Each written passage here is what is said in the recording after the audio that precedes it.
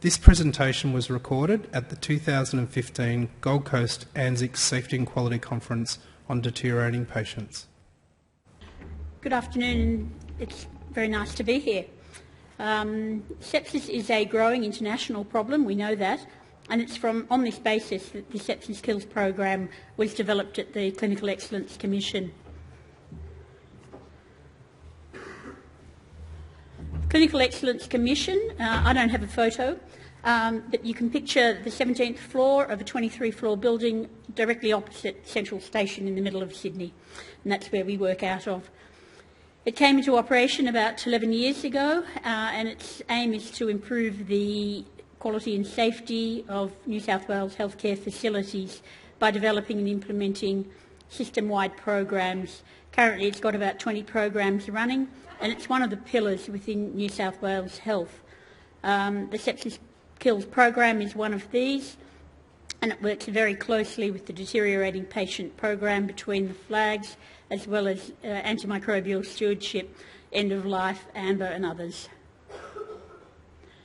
But a project like this certainly would not have been successful, which it has been, without the hard work of a lot of people, and we'd like to acknowledge those people. So what is sepsis? Well, the reason that we're all here, and we've certainly heard many times today, is we're all here to improve the recognition, management and outcomes for patients who deteriorate. One of the main causes of deterioration is that patients have sepsis. In fact, it's been reported many times that at least 30% of people who have a rapid response call are septic. So what is sepsis? It's many things to many people. It can be a very difficult diagnosis to make, and we'll supposedly have yet another one by the end of the year. But we can say that it's a life-threatening condition. It's supposedly the cause of 1 in every 2 to 3 deaths in hospitals. It arises when the body's response to infection injures its own tissues and organs. It can occur in any patient in any setting. But there are certain categories of people, the elderly, the frail, the immunocompromised, that is more prevalent in. It's a medical emergency and should be treated with the same urgency as trauma, acute myocardial infarct and acute strokes. It's got a 20 to 25% mortality rate in adults. That's opposed to a 1.5% mortality for all patients, and about 10% mortality in children. And that mortality increases with delays to treatment. And again, it's been quoted that it's been shown to increase by 7.6% for every hour's delay there is in giving antibiotics after the onset of hypotension. It also causes high acuity, increased lengths of stay, and long-term lingering consequences with physical and mental deficits, and patients are often not able to return to their homes but require nursing home accommodation. So our premise is that the program is developed to improve the situation, and we've got 3 key actions: recognise risk factors, signs and symptoms, and inform senior clinicians, and that's absolutely vital; resuscitate with rapid antibiotics and IV fluids within 1 hour of diagnosis or triage, and refer to specialist care and initiate retrieval if required. And these actions are based on the Surviving Sepsis campaign, which has a 3-hour bundle. And they also came from a clinical focus study that the Clinical Excellence Commission did in 2009, which looked at 167 RCAs, and a number of those had a delayed recognition and management of sepsis. We've also done an economic analysis, and if the status quo remained for 10 years, the cost would be about $3.7 million, 1.3 million bed days, 701,000 separations, and an unknown number of deaths. So this is what our pathway looks like. It's very simple. It's got a logical flow from recognition through to notification, escalation and resuscitation and refer. It's based on the New South Wales between the flags escalation processes, so it's got the same yellow and red colours, yellow being clinical review, red being rapid response, and ensures that a senior clinical review is vital. And the second page, it's a 2-page document. The second page is the resuscitation guideline, and that's based on the A to G approach that's taught in DETECT. We began in the emergency departments in 2011 because the majority of sepsis that comes into the hospital comes in via the emergency department, and that was very successful, and we're now moving into the inpatients, which is a somewhat more complex situation. 6 key management actions, which are on that second page of the pathway: give oxygen, take blood cultures and swabs, take a lactate level, and trying to get through to people the importance of a lactate level. Give fluid resuscitation, administer IV antibiotics, and reassess and monitor. So what's the strategy in New South Wales? We've got a governance strategy which encompasses all the establishment of guidelines for administrative structure to oversee implementation and sustainability. We've got standard clinical tools, so the pathways, antibiotic guidelines, reference cards, and ISBAR communication tools for clinical decision making. We've got the clinical emergency response system, which is the escalation of care using established systems and is linked to between the flags. We've got education, we've got e-learning packages, we've got PowerPoint presentations, we've got posters, videos, and most of them are available on our websites. And the hardest part of the whole program is the evaluation. We've got process measures. The main one, there were 2, but we've gone back to mainly 1, and that's the time to antibiotics from diagnosis, and we have a database to go with that. This is a breakdown of the common sources of sepsis that are in our sepsis database, which has currently got over 22,000 patients in it in 4 years.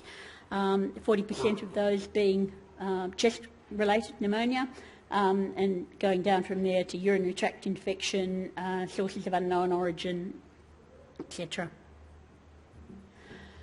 Our database, as I said, has over 22,000 patients in it, and not only us, but all sites are able to extract their own data and create their own charts. So the blue line, it shows that over the last 3 years, we've decreased the median time to the administration of antibiotics from over 2.5 hours to regularly now around the 55-minute mark, which is absolutely fantastic, we think.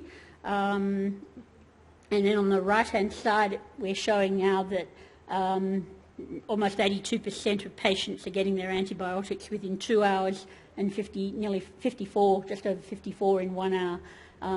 The area we're most concerned about is greater than 240 minutes, so it's still higher than we'd certainly like. And we encourage sites to look at their own figures and compare with other sites. They can do that. If I'd showed you a particular hospital, there would be a yellow line for the local health district and a red line for that particular facility. That's the New South Wales slide. So what have our outcomes been? Well, we think they've been pretty good. We've linked our data from the sepsis database a couple of times now to the administrative patient data, admitted patient data. The last time at the end of 2013 was with 13,567 records. Mortality has dropped significantly from 19.3 in the pre-implementation stage of 2009 to 11 to 14.1% in 2013. And that's got a p-value of 0.11. The lactate, we know that with lactates over 4, that patients have got a much higher probability of dying. So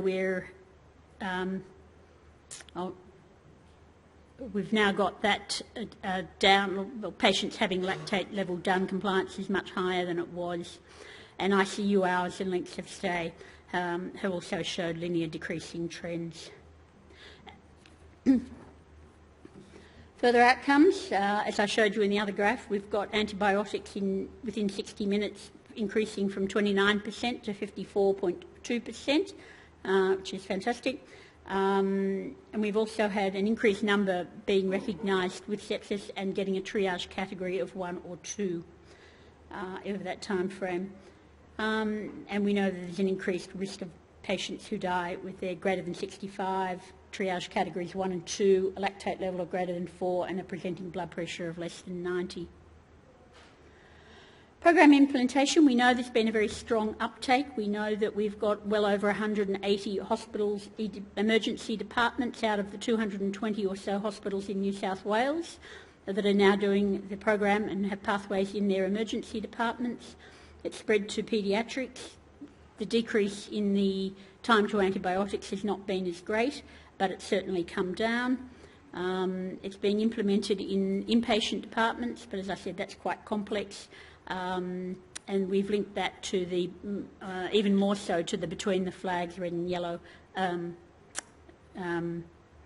calls. And we've also upgraded our database.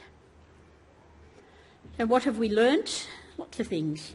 Leadership from the top is vital with executive and clinicians, and we've encouraged all sites and wards within that site to have a medical and a nursing lead. We've tried to create a sense of urgency to the time from diagnosis to management.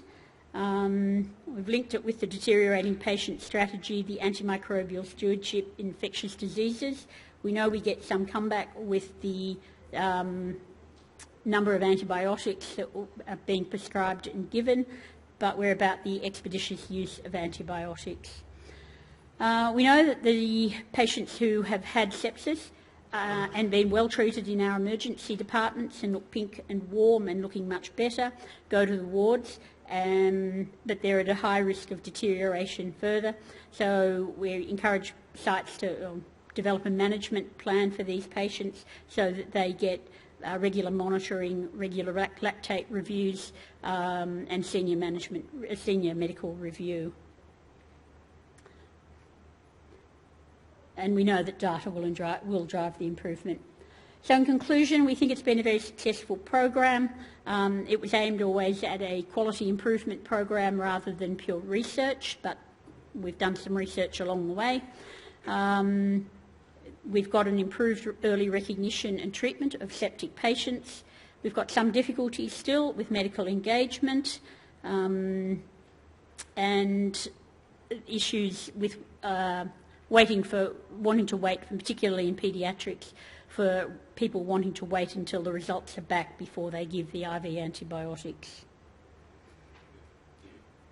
And now, things up there, so thank you very much.